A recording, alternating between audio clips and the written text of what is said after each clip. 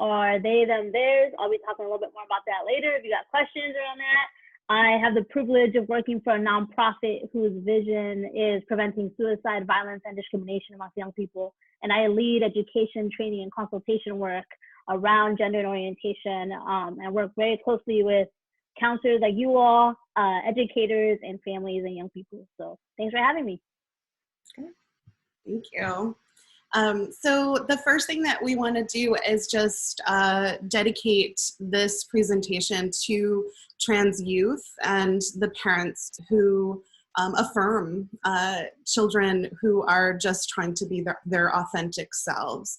And this collection of pictures also includes someone who, Leela Alcorn on the right, who completed suicide, and some of her words at the very end that always leave a lasting impression on me in her suicide note is, "Please fix society." This society is not a safe place for trans youth right now, and that's what we're going to talk about and spend a good deal of time seeing how we as counselors can make a difference. So just really quickly, because we're going to be using a lot of terms, and I know that some people are less familiar with the differences between these constructs, but when we use the term sex, we're going to be talking about classifying people at birth, and that can be as male, female, or intersex, and I'll explain that term in one moment. So a lot of times you might see people self-identifying as AMAB or AFAB, which is assigned male or female at birth. This is still, though, I want you to be aware, kind of a cultural binary term, because, and even though it's still used, be aware that it is problematic because we're assigning a binary gender at birth when that doesn't exist for many people. When we use the term gender, we're going to be talking about feelings, attitudes, and behaviors associated with a person's sex. So while sex is a really quick cursory exploration of genitalia, gender is what's on the inside, what is in people's hearts and minds, and what their perceptions and feelings are around their gender. We also, and you might hear this word or have heard this word before, gender expansive. So sometimes you hear the word gender non-conforming, and this is the term that's really replaced that term, which is to say that there are some people whose gender expands past the conventional binary expectations of masculinity and femininity. And so when we talk about people who have expansive gender, this is what we're talking about with that term. We're also going to use the word trans, transgender, and so this is just a person whose gender identity does not match their designated sex at birth. So who they are, it does not match what people told them they were. And this is an umbrella term, so some people will use this in different ways. So you can see there might be people who identify as a trans man, or they just identify as male, as a man, a trans woman who might identify as a trans woman or may just identify as a woman. And then you also have non-binary people who are neither male nor female, and their constellation of their identity and gender can vary within that umbrella term. So you have some people who don't see gender as any part of their identity, people who, and folks who are agender. And you have some people who feel both masculine and feminine parts of their identity. And then you have people who feel third gendered identities, which is something that was very globally identified pre-colonization. So something that was part of many indigenous cultures' vernacular, being third gendered. So that's when we refer to someone as non-binary, trans. These are the terms, and this is what we mean by the terms. You might hear us use the word cisgender, and so this just basically means someone who is not trans. And when we talk about pronouns, because our language is gendered, when we discuss someone, we identify their gender in the sentences that we use and the languages that we use surrounding them. Some languages are even more gendered than English, but English definitely has a lot of gendered terms, and pronouns are one of those. So rather than referring to a person's name, we refer to their gender within the communication about them. So when we use, these aren't preferred pronouns, just to be clear, the word preferred connotates choice. You don't, you are your gender. So the pronouns you use are how we talk about pronouns. These are someone's pronouns. And you'll also hear us use the term intersex, and intersex is just someone whose sex development in utero differs from an expected binary sex presentation at birth. And so this is someone who may have genitalia that is both a penis and a vagina. They might have internal genitalia that differs from an expected binary sex from their outward genitalia. And we're going to talk a little bit more about sort of these differences. And again, this just means variation. And you see that we use the term expected. So this also has how society views people with differences. And I'll talk more about that in a moment. So what are we going to do here today in an hour?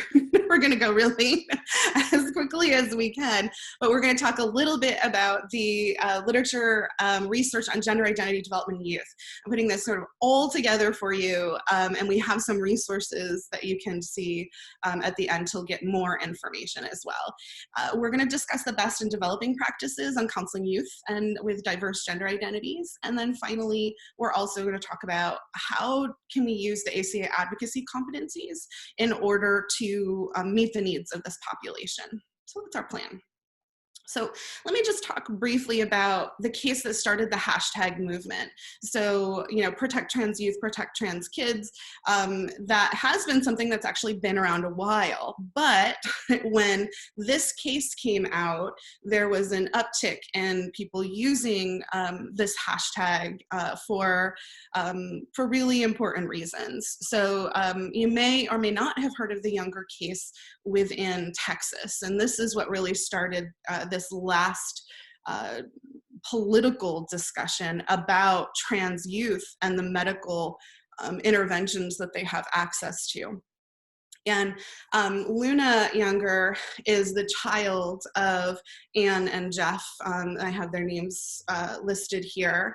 And it was part of the custody battle that occurred.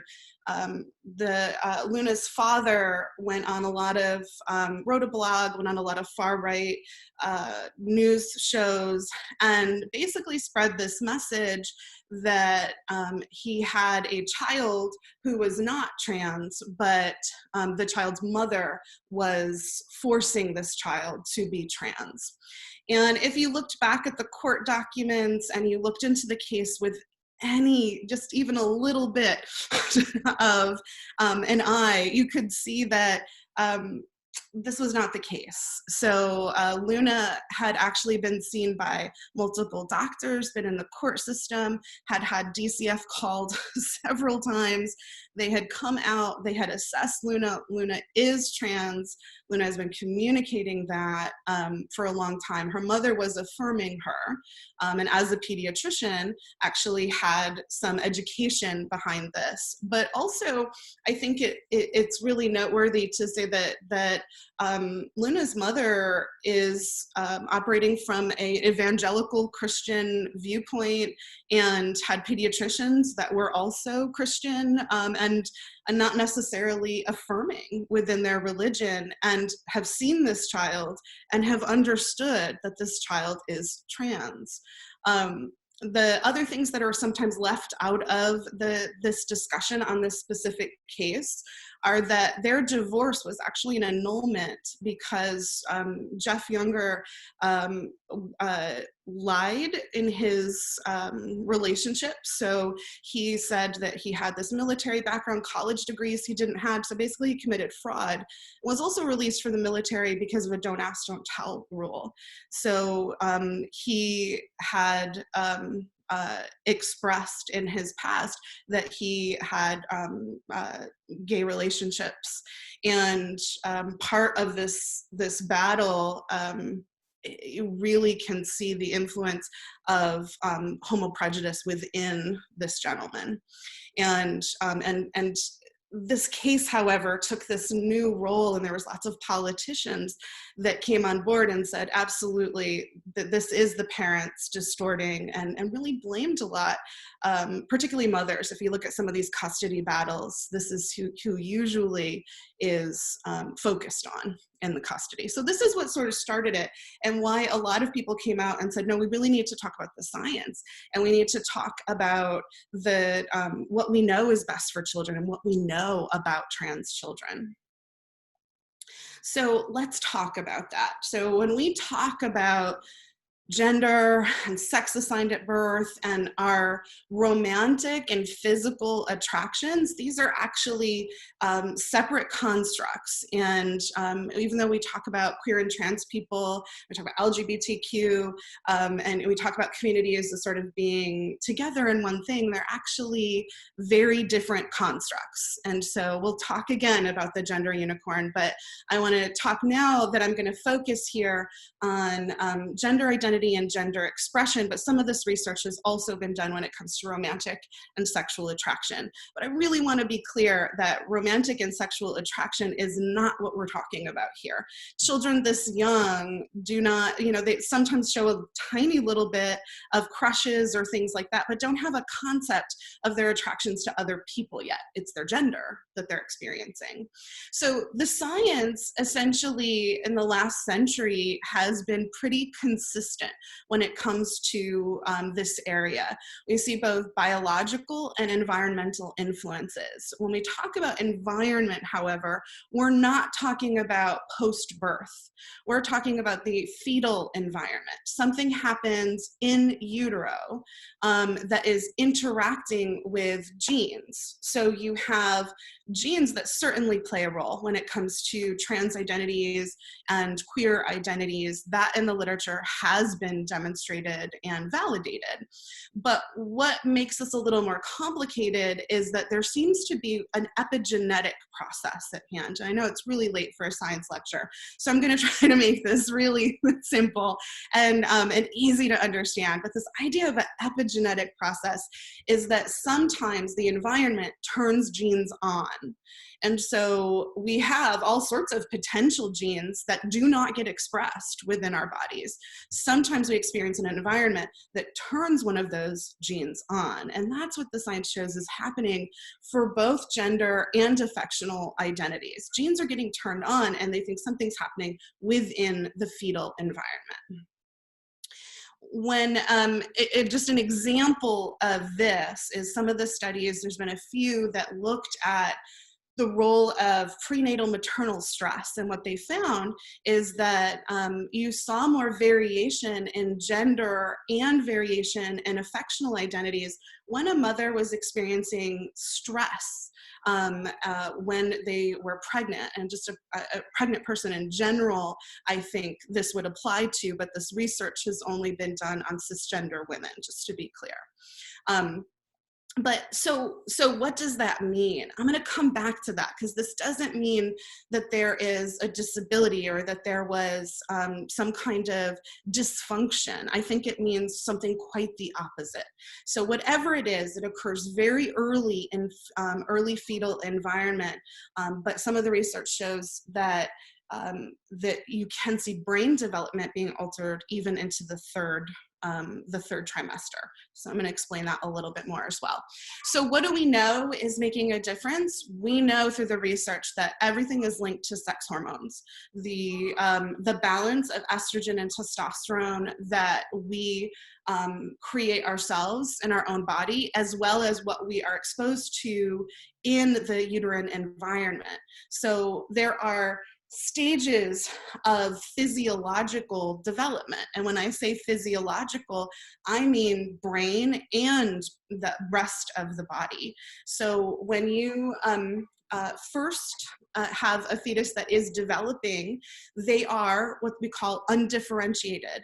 They have both, they sort of have a default gender, both the potential for a vagina and penis, for uterine, a uterus, or for a scrotum. So we see this, this undifferentiated, they're both sort of there. Now, when the SRY gene and testosterone, so people who have an XY chromosome, part of that Y chromosome has an SRY gene on it and also carries the precursors to create testosterone. If your undifferentiated fetus has no testosterone, regardless of whether it has an XX or an XY, that fetus will develop a vagina, will develop a clitoris.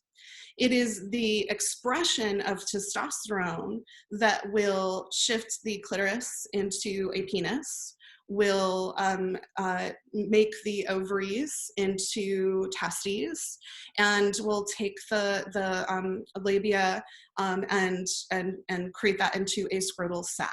So the idea of testosterone is sort of that piece that changes the genitalia and physical outside of the body that we see in each other.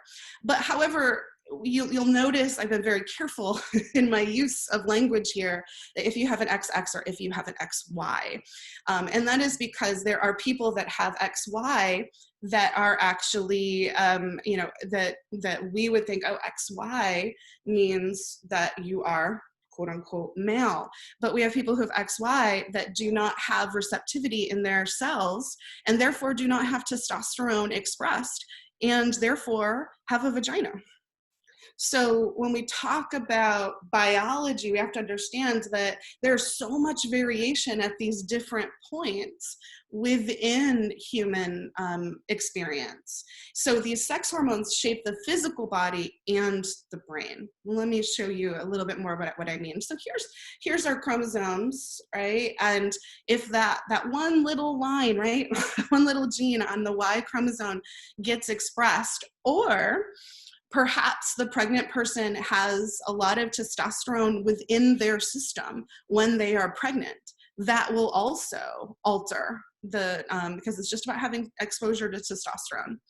And if you look on the right here, what you'll see is that there are different stages of this development. So it goes from undifferentiated to the top to what you'll see, you know, as society, we say, okay, this is male or this is female. But if you even think about, even in that category, someone that you identify as male just because they have a penis, think about the variation within genitalia. There's so much. So using male and female is actually quite problematic, and I'm going to continue to try to convince you why. Another piece when we talk about, so we talked about the development of genitalia, that happens from week 5 to about week 15 to 20. So you can see that as evidenced on a scan by 20 weeks. However, the brain develops throughout. So if one of those hormones is fluctuated, let's say at 4 months, 6 months, 8 months, well, that's not going to affect the genitalia per se, but it is going to affect brain. And we know that that has a very, testosterone and estrogen have very different influences on the human brain. So some might say, well, yes, variation, but it's really rare, right? You know, in intersex conditions, which I was talking about sort of at the beginning, where folks folks are, experiencing a difference in development, that is called intersex. And you might think, well, that's rare. But if you put all of those variations together, you get 1 in 100 births are intersex. So that's actually quite common, not uncommon, not rare. Another thing you may have heard of, another genetic variation, is chimeras. Chimeras are actually 2 separate sets of DNA present in one person. So this is what we talk about as a twin being absorbed, or having 2 people within. Some people are chimeras and have different genders within them, and have different sex chromosomes. And we see that in other species as well, or cats, if you've ever seen a cat with that. Other species, coral reef fish, they switch gender based on environment, or switch sex at least based on environment. And also we know that in other species like chickens, there are conditions and variants that they can have where they start developing and turning into a rooster. So there are other science shows that gender is absolutely not binary, and the way that we talk about body parts has to change. The other, we see evidence of this in the culture in DR, where it's called huevadoches. If you're unfamiliar with it, I definitely think, look it up. But it is a population of folks who have an androgen sensitivity. So their cells are not receptive to testosterone. So when they are assigned a gender, a sex at birth, they think that they are female. However, as adults, when they get to puberty, their cells are able to absorb testosterone. This is the same person in both photos here. So people who are, again, and I'm just looking at time, and I know I have to finish my section, so I could talk about science forever. But there's just more evidence that sex is not binary, and gender is not binary, and it's not what our society, what we've grown up with understanding. You can go to the next one, yeah. So what we do know is that gender biology has this influence on the brain. So if you look at this brain, you see how the patterns of connection between neurons are actually functioning quite differently. The brain on the left is a brain that's been heavily influenced by testosterone. The brain on the right is one that has been heavily influenced by estrogen. So even though we used to refer to these things as male brain, female brain, what we now understand is the hormones are a continuum. You can have any combination within those, and that these are brains on sex hormones, not gendered brains, if that makes sense to everyone. Okay, now I want to add in, so we said, okay, so why is this variation here? Why do we see it? Why is it present in every culture throughout history? Well, if you look at indigenous wisdom, what you know is that these folks were seen as gifts to the culture and served many traditional and ceremonial roles as protectors. And also, you can go to the next one. If you look at our modern science, what you're also going to see is that we know the advantageous variation that is present in queer and trans people. Our positive psychology research shows us that queer and trans people have higher rates of resilience, creativity, authenticity, all of these wonderful things. So when you go back to that research study that said, mothers in stress were more likely to have queer or trans kids, that makes sense if you think about nature is turning on genes because it knows you need help. Something's happening in your family structure that you're stressed. So nature is giving you a gift. It's giving you a child who has higher social emotional skills, who has higher concern for the family, who has just this higher level of resilience and authenticity.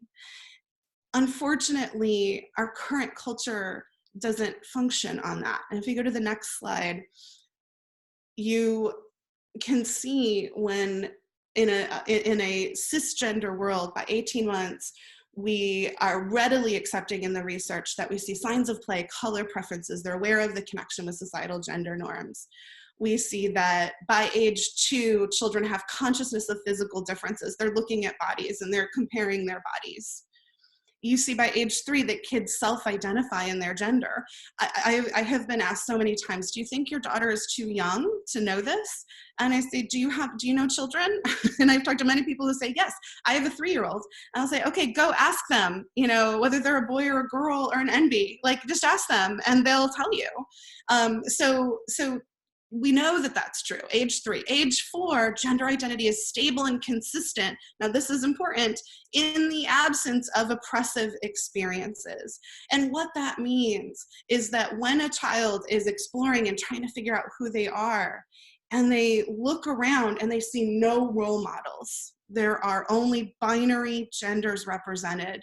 And even worse, there are language and oppressive messages surrounding being trans and what that means. Then you have folks who do not explore, are not safe to explore their gender and shut down. And so some people come out later just because they never had a chance to explore who they were. It was shut down in a disaffirming family. So finally, what I just want to leave you with before I pass it off to the next speaker is to say that it's really important that we understand this is not science that's impacting families that are disaffirming their trans youth.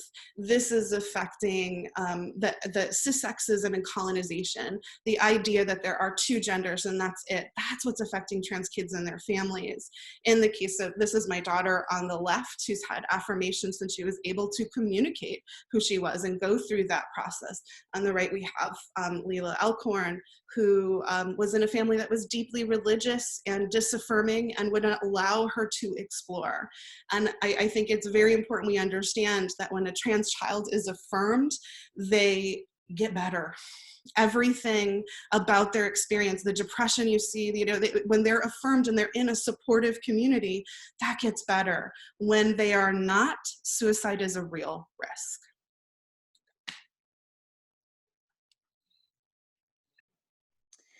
Thanks, Misty. It's a lot to take in and consider.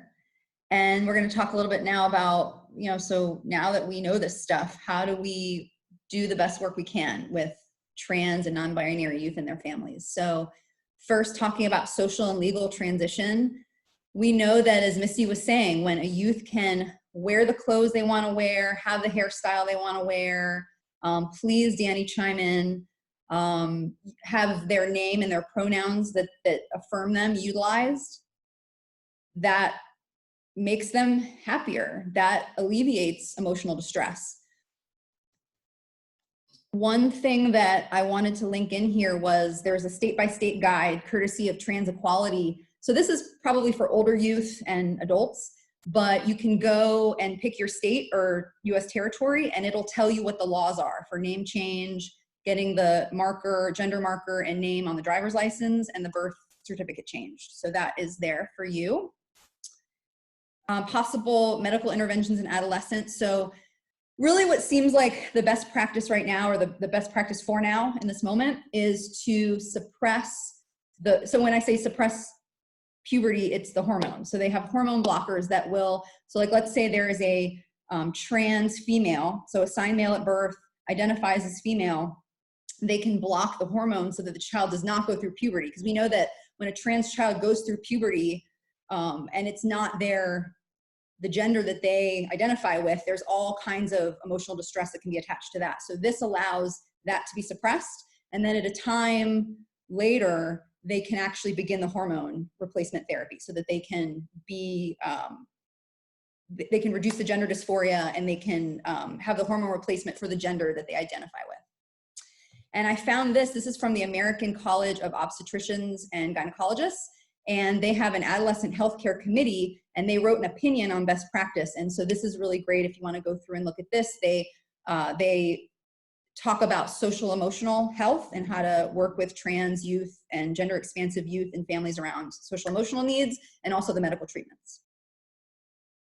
And then possible surgery in adulthood. This is, for me, kind of like my Bible when I work with especially older teen, I'd say young adult clients who are wanting to transition. So sometimes I'll have clients come to me for letters, a letter from a mental health professional so that they can begin hormone treatment or get a gender affirming surgery. So this really lays out the various medical options and the potential risks, and also what is typical that you can expect. So like, let's say I'm working with a transgender male and they want to begin masculinizing hormones, testosterone. It gives you an average of, what is sort of average or the median expectations at 3 months, 6 months, 12 months. So it's a conversation that I like to have with clients in terms of, what is ideal for you, or what are your expectations? What are you after?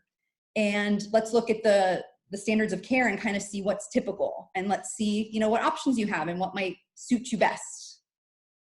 And again, Dani, please chime in. Yes. At point. I'll just add one small thing. And it's really important when we're talking about like social and medical transition. And so just to kind of recap, if somebody is wondering, social transition is like changing your name, your pronouns, your gender expression, right? Like your clothing, your hair, that's like more social transition.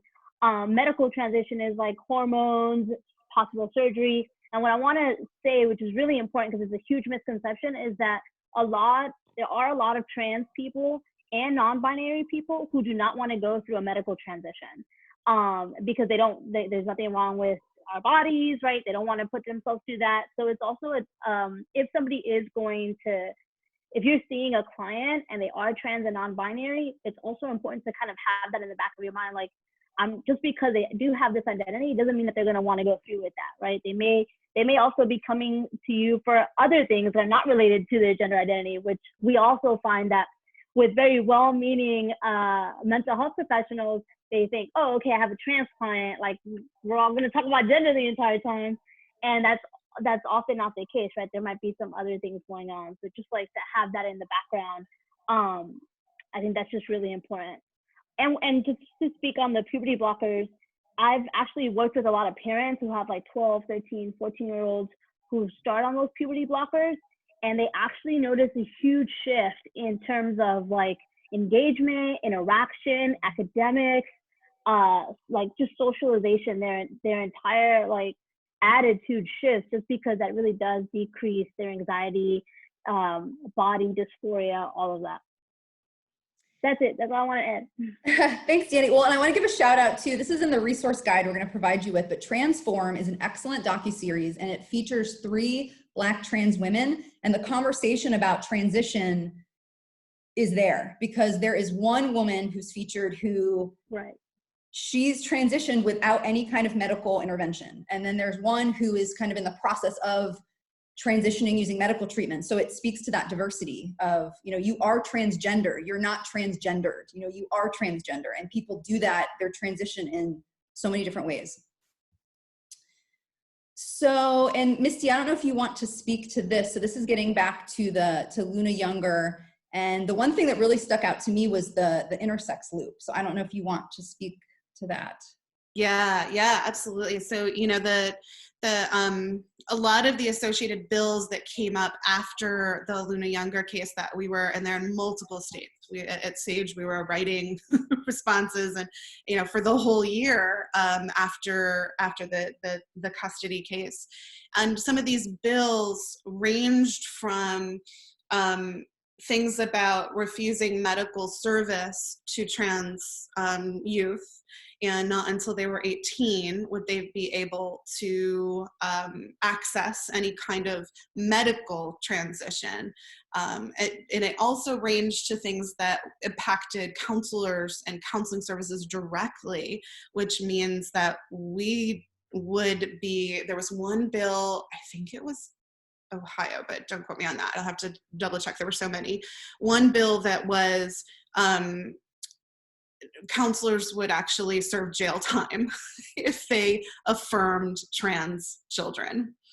So, I mean, the range of where these bills was pretty vast and problematic. And the intersex loophole, almost all of them had a loophole for intersex folks saying, no youth can have surgery on their bodies except for intersex babies, where children or parents will make the choice on what their gender is at infancy without their consent, and that's okay.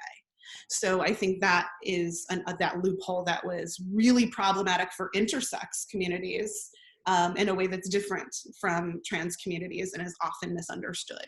Right? Nobody, as Dani said, nobody is having surgery on their 5-year-old. Like, that's not happening. So it's a really problematic bill. Thank you. And we would be remiss if we didn't talk about intersectionality and addressing gender minority stress. So we know that folks who don't fit the quote unquote gender binary, don't sort of fit into these societal norms about gender identity, often experience discrimination, microaggressions, people misgendering them, not using their firm name, to macroaggressions, experiencing violence, bullying, discrimination. So it's important that when you're working with clients that you open space for that, allow them to talk about that and address these issues with them. In terms of access, trust, and rapport, you're all here, so this is great. We're all learning about how we can best serve our trans youth and their families, and it's also important to have referrals. So you can reach out to local organizations and see who I know Dani at Yes Institute has a list of providers who are competent in providing care to trans clients, and it's important to, and maybe that's a good task to kind of have as homework is, who are practitioners in your area who you could refer clients to. And then in terms of trust and rapport, Dani and I were talking about this yesterday, looking at the forms that you use. When it asks for gender, is it inclusive? Is it affirming? Or does it just say male or female? In your office, I mean, now a lot of us are doing work from home, but is it an affirming space? In my office, I work at a university, but I have a big rainbow flag because I want it to be very clear where I stand and that this is a safe space. And so if you think about, right now, your workspace, where you're serving clients, what in that space is affirming? And then Dani, did we talk about, I'm trying to think what else we talked about as important things. Yeah. Trained. Please go ahead. Yeah. I think a couple of things that I'll add is one more piece around addressing intersectionality is being mindful of the multiple identities that a client's going to hold, right? Especially when we're talking about people who are trans or non-binary. We have a Latinx, Black person, Indigenous person that also is queer. How they conceptualize their identity, how they relate, how they speak, the language that they use around communicating about their identity, their connections, all of that is going to be impacted. So being mindful and culturally informed about their multiple identities and not seeing them as just oh, okay, I have another trans person, I already know what to do. It's going to be very unique to the individual. I know I've worked with a lot of Black men who they don't use the word gay, right? It's about knowing things like that so that when you do have a client in front of you, those are things that you got to think about, right? What is the best way that I can support this client and their multiple identities? What are some other resources that I'm gonna share? I think when we were talking about this yesterday too, just when somebody calls you, I was talking about before when I was seeking mental health support, the receptionist who answered the phone and was just okay, asking for my legal name and information, but there's got to be a space for you to say, all right, so what, I see that this is your legal name, and what's the name that you go by? What name would you like your therapist to call you? Do you have any pronouns that you'd like to share with us? Those are the ways that you can start communicating, even before your first visit, that you are inclusive, that you are informed, that you are welcoming. And I think that's one of the biggest things that you can start with is affirming name and pronoun, even from the start. I just wanted to say something quick too to echo that, is I think it's important when you mentioned doing referrals. When you vet referrals, it's really important to not just say, do you work with trans people, but to say, what policies do you have in place that are trans affirming? And tell me, what you have shifted and changed to be trans affirming. And that's really important language, because a lot of people say, oh yeah, I'll work with trans people, but they do not. They do not. Cause no harm. Yeah, it's aspirational, not competence. So that's important. Yeah. And then I threw in the respectful model because I think too, what we're talking about here, sort of the overarching piece, is inviting our clients to bring in their complex, intersecting, multiple identities into the room. So all of them, or all of the ones they want to bring us, that we ensure that we invite them to do that. And so we know that broaching is a skill that we learn in counseling. I like to use the respectful model because I'll even sometimes use this with clients just like this. You know, how do you self-describe? And that can help too with what Dani was talking about in terms of using client language. How do they identify their gender identity, their ethnicity, their race? And then you can begin to, right, use their language and work with them on who they are in their totality. We're going to talk now about applying the advocacy competencies. And I think one thing that we want you to take away from this is that you're all advocates. We're all advocates. And the thing that we're very well trained in is the student individual level. So I have no doubt that you are all doing advocacy work at that level. And the other thing is that when we think about what advocacy is, we sort of have this stereotypical idea that it's only the societal public arena. So we're going to talk at all three levels and invite you to think about what are one or two things that you could do to advocate for trans youth and their families. And you'll see that they can be really simple things, they can be more complicated things, and everything in between. So again, I'll go through this quickly for time's sake because I think that you all already know this, but I do want to read one thing. So taking a strength-based approach, there's this idea that I read about, and I love this article by Harvey and Fish, and it's linked into the resource guide to the citation. It's about the gift of queerness. So many queer youth who live in less hostile environments come to realize that invisibility is no longer a refuge, but a prison, which leaves them at risk for a whole new set of challenges, namely not being seen, known, or understood for the complex and not neatly categorized human beings they are. Queer youth have begun to push back at these constraints by living their lives in ways that challenge essentialist notions of sexuality and gender and threaten the categorical thinking of the majority of people. It's brave when youth who don't fit into that binary seek to explore who they are and live their authentic lives. That's brave, they're courageous. So right there is something that is strength-based that you can affirm. This is a resource that a student introduced me to, and I really like it because I think in a way we're all on a gender quest. So this is something, by the way, you can fill out on your own, even if you identify as cis female, cis male, and it invites youth or anyone to really explore who they are in terms of their gender. And it's also based in a CBT approach. So if your agency follows CBT or you do, this is something that works well within that. And it also is just a really beautiful way to explore some of these questions around gender with youth and their families. Taking a systems lens. So some of the research on this, we know there's a big camp of research that talks about how LGBTQ youth are more at risk of depression, anxiety, substance abuse, even homelessness. There's also a related camp of research that talks about if they have one adult in their home that affirms them, it essentially wipes out that risk. So what does that tell us? It's not these youth or their identities that are the problem. And then Dani, if you would speak to this, I would love it. Yeah, thanks. Absolutely. So I think the world is starting to get more education, awareness, traction on transgender identities, right? And again, often that sits in that binary, right? Okay, trans male, trans female. What we're starting to see more of, and what especially millennials like myself, Gen Z, we're starting to use different pronouns like they. I mentioned I use they, them pronouns. There are other people using pronouns like Z or Faye or other pronouns, and identifying in more like non-binary, gender fluid, gender variant ways. And I think it's also important as you start to think about the language that you use, when you mentioned like the signage that you have or symbols, your forms, how you speak to your client, to be really mindful and aware about non-binary identities, and also recognizing that there's not one way to be non-binary. I think a lot of the things that we see concerning non-binary identities, it's like it's very white, androgynous, you know, kind of form, when in reality that's not the case.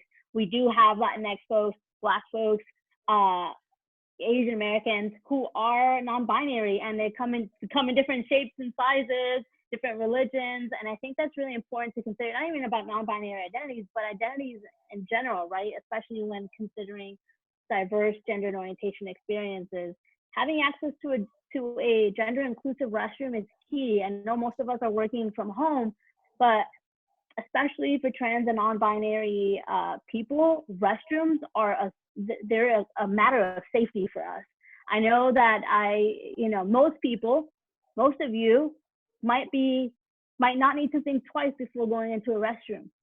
Might not think twice before walking into a public setting and going, am I safe here? Is it okay if I use this restroom? Is everybody gonna notice? And for us, that's always present. And and I'm sure you've heard conversations around restrooms, perhaps maybe if you're a school counselor and things like that. But having a gender inclusive restroom, one, again, communicates your inclusiveness on another level, and also sends a message to us like, okay, this is a safe space. And it really alleviates a lot of that anxiety and distress and just like unnecessary concern when you just want to use the restroom, but you're worried about being attacked. And we know, again, like speaking about that intersectionality, if you're Black, if you're a person of color, and you are trans and non-binary, you're 3-4 times more likely to be at risk of those external violent attacks. And we knew that we had to have the conversation about bathrooms because it's such an important health issue for trans and non-binary folks. And so I want to invite you to think about, if you think about the places that you occupy, and particularly work or where you have clients, think about if you were trans or non-binary and you didn't feel safe going into a male or female restroom, where would you go? How would you feel? What if you had to spend 8 hours at work? What would you do? This is a real health issue. And I was trying to find it, I couldn't find it, but my university, Barry University, did put out a guide to unisex bathrooms on campus. So this is an advocacy piece. You know, if you're saying, oh, where I go to school, where I work, I don't know where there are unisex bathrooms. This could be a piece of advocacy, is putting together a guide for folks to know where they can go to the basic human function, right? Go to the bathroom. The other thing you could do, if you haven't already, I'm sure some of you have already, is read the LGBT or now SAGE transgender counseling competencies. So those are some things you can do right there. When we talk about challenging adultism, it's this idea that adults tend to tell kids what to do a lot, right? So when you have a youth that is being told by maybe a teacher is misgendering them or using their dead name, not using their affirmed name, that's adultism. So calling it out, I think, can be one way to begin to affirm a youth and help them to deal with the issue. And then maybe, psychoeducating them about what that is, and maybe helping them through role play, helping them decide how they want to problem solve around that. Do they want to, develop their assertiveness and communication skills? Or is this something maybe for another adult, maybe you to take on with this adult teacher or whoever it is? But that's a very important thing that even in Annalise Singh's research, she talks about adultism and how it negatively impacts a lot of trans youth. Social media. So it's interesting because social media in general has been seen as a risk factor for youth and can increase anxiety. For LGBTQ youth, there have been a few studies at least that talk about how they seem to use it in a really helpful way, a way that is a protective factor. So it allows them, if you imagine a youth that maybe doesn't have a lot of other trans or non-binary youth in their physical environment, in RL, so to speak, they can connect with them online. They can also fight back if they are experiencing bullying or discrimination. It might be safer for them to fight back online than in person. And also it allows them to explore their identity in a way that might be safer than, let's say if they're in a home that's not affirming, they can do it online. There's also this way that they can identify with characters. So I was really excited to learn that Transformer apparently has a non-binary character. Acid Storm is sometimes female, sometimes male, and Wikipedia has a whole list of them. There are also some celebrities who are non-binary and trans as well, of course. And also talking to youth about interventions they can use to reduce their dysphoria. So there's a how-to video on chest binding and tucking in our resource guide. And Dani, I don't know if you want to speak to this too, working out, nutrition, things that are good for us anyway and can be interventions to help with the gender dysphoria. Yeah, just really quickly, I think because most people don't really think about that, right? Like if you're looking at how else do I support my client? Let's just say they're years away from getting surgery, or there's money barriers, access, affirming medical professionals, parents, all of that. These are great ways to cope really with their dysphoria, and it gives them also healthy options. I work with a lot of young trans and non-binary youth, and we go to the internet for everything, and that's great and it's important, and it's also sometimes beneficial to have the appropriate, accurate, most safe resources for that? Family counseling, for the sake of time, I'm gonna say check out these 2 articles, and they're the citation in our resource guide. A lot of the time, so we know these are connectedness, acceptance, and support are things that reduce risk factors for trans and non-binary youth. So connectedness, communication, acceptance, I love you, I accept you as you are. Support is that one step further. Not only do I accept and love you who you are, but I'm gonna help you find a chest binder that's comfortable. I'm gonna drive you to a Beyond the Binary meeting, right? Actually supporting them in their identity. The importance of being able to be who they are in all spaces. Sometimes parents don't realize that it's sometimes well-intentioned parents will say, you can be whoever you are and explore who you are at home, but out in the world, you can't. So being able to have these conversations with parents and make them understand how that is sending a message that the child is not okay the way they are, and navigating that process with families. And there is some research too about how, some research, I think it's a little more theory right now, but there's some research emerging about this being a developmental process of families being able to be accepting and supporting of trans and non-binary children. In terms of advocating for families, so there are so many wonderful resources out there. Yes Institute being one, Dani works there, resource, support groups. I always at least recommend this or give families and youth these as referrals, you know, that there's a support group, because there's that magic in groups that we know as counselors, right? To be in an environment where you can feel safe with other people who share your experience. They provide social emotional support, also informational support. So there's just so much benefit, I think, to support groups if that's what folks want to do. So letting them know that's available. Possibly GSAs, diversity or inclusion clubs, if that's available to them. And then also a lot of these organizations like Pride Lines in South Florida is a local LGBTQ community center. And they have wonderful events. They have support groups. They have, I used to teach yoga there before COVID-19. They have all kinds of activities, and you can also just hang out in a youth lounge. They also do this leadership development camp where they, you know, camp out and stay in cabins at a state park for a weekend once a year. And then Dani created the Youth Advisory Leadership Council at Yes Institute. I don't know if you want to say anything about that, Dani, but there's so much available. So I think really the message we want to is inform yourself so that you can inform your youth and families about it. Did you want to say anything in there, Dani? Sure. I'm just also looking at time. Just basically, really quickly, the Youth Advisory Leadership Council, I saw a need to uplift young people and young voices. And pretty much, it's a coaching and development opportunity for them. So they actually lead the education, just like we're doing today. They lead education to other young people, to families, to professionals, and it's from their personal experience. That's so amazing. And I think you were sharing with me too, if I'm remembering correctly, that like the participation has gone up because it's youth led. So you're to give the youth what they really want. And one thing that's amazing about the Yes Institute, one of the many things, is that when I've had youth or families that I've worked with where the youth had just disclosed that they were non-binary or trans, exploring their gender, having a diverse gender identity, whatever that is, Yes Institute can actually match them up. I don't know if that's the right language, but kind of, you know, connect them to a similar cultural, religious identity.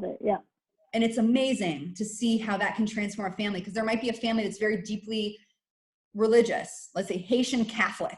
And then it's amazing how Yes Institute can connect them with a family who's a few steps ahead of the process, accepting and supporting their child, who can talk to them about, yes, it's okay, I'm Catholic and Haitian too, and I accept and support. It's confusing, I know. And they can just be there for each other. Absolutely. It's like that peer-to-peer model. So moving to the community work. So the community work is really about doing this right at the school or community level. So partnering with agencies. And here's what I would say too about this is, if you're working in an agency or a school and you see a gap, you see that the anti-bullying curriculum does not identify gender identity and expression. You see people who maybe are not affirming children that have these identities. That's a call to action. It doesn't even have to be that you do a training. It can be that you find out who in your neighborhood, right? Who in your community does it, and making those connections. And again, there are so many wonderful agencies nationally, locally, and you may want to provide consultation and training, you know, if you're up to it, or you can connect people together. You can partner with schools and agencies to host events right? Discussion groups, films on trans and non-binary themes, share media coverage, what's going on in your area or nationally, make sure that people in your community, colleagues of yours know about that. In terms of systems advocacy, Supreme Court, so there was this landmark decision, right, where they are now including in Title VII of the Civil Rights Act from the 1960s, the Supreme Court has said that gender identity expression is part of that. So it means that we cannot discriminate against people for their gender identity expression. So that happened nationally. So if you see that there are policies in the places you're working where that is not done, speak up. That's something that can be added. I mean, there's precedent now through the Supreme Court. You can share and create guides to help operationalize policies. Broward County Public Schools, I should have stuck this in the resource guide. They are models for the nation on how to do this. They have a resource guide for affirming and using preferred names and pronouns of their students. You can recognize and celebrate LGBT History Month at your school, at your agency. And again, getting back to the restrooms, such an important issue. And then this is now getting to that level, the societal, public arena level. And so, Dani, if you want to talk a little bit about this, I think you're a model for me on these things. So. Yeah, and I also want to acknowledge it's 8 o'clock. So I don't know if we have the time, but I will just say this. I think a lot of times there's a fear there about getting involved at this level, or there's a misconception of what that's going to look like, especially given with the social unrest that's happening today.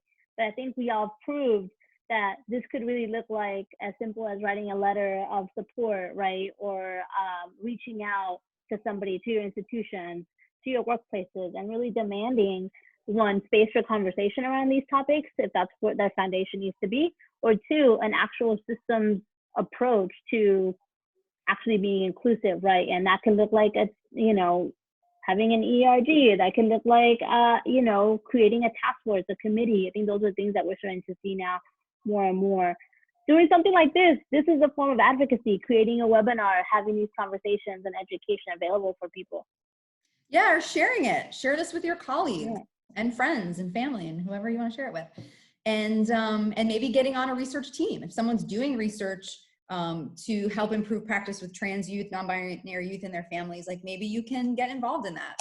And then, and of course, there's always social media, right? Posting resources. Yeah. And then last but not least, I think this is what we tend to think of more typically when we talk about advocacy, getting in touch with legislators, creating petitions or signing and sharing petitions, participating in events. And please, Dani, chime in. There's Transgender Day of Remembrance, which is hosted actually at my university every year. Right. Amazing event to begin to bring awareness to the lives that are lost, the tragedy of so many transgender folks who are killed, and also shows how the community can come together and how much resilience there is too in the trans community. Yeah, and pride. So things like pride too, right? All of those things are important too. And I think also sends a message that you're not only like as a professional committed to this, but as a human being, you recognize that there's still a gap here, right? And we know the suicide statistics, we know the substance use statistics, homelessness, and so this really kind of, again, you're always sending a communication, right? And that communication is, I am inclusive, I see you, I hear you, and I'm your ally, I'm your accomplice, I'm your partner, whatever word you want to use. But I think that's the message, that's the communication you want to send, especially as a professional.